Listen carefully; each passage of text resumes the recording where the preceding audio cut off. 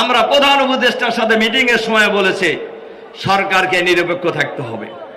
সরকার যদি কোন দলের পকেটে যায়, বাংলাদেশের জনগণ ফ্যাসিবাদকে যেভাবে মুক্ত করেছে, এই সকল সরকারের বিরুদ্ধেও বাংলাদেশের মানুষ ঐক্যবদ্ধ প্রতিরোধ গড়ে তুলবে ইনশাআল্লাহ।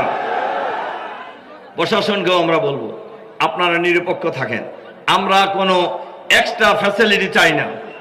আচরণী বিধির ব্যাপারে, আইন শৃঙ্খলার ব্যাপারে সব বিষয়ে আপনারা নিরপেক্ষ থাকবেন।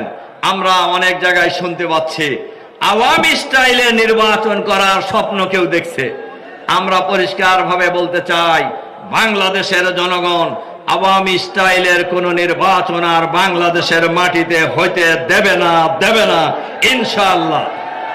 সংগ্রামী ভাই এবং বন্ধুগণ, জামাত ইসলামী যদি সরকার গঠনের সুযোগ পায়, আমাদের নেতা ডাক্তার শফিকুর রহমান বলেছেন আমাদের ইস্তেহারও সামনে থাকবে। আমরা 60 বছরের ঊর্ধ্বে যত মানুষ আছে এবং 1 থেকে 5 বছরের যত শিশু আছে সবার আমরা বিনামূল্যে চিকিৎসা প্রদান করার ব্যবস্থা করা হবে ইনশাআল্লাহ।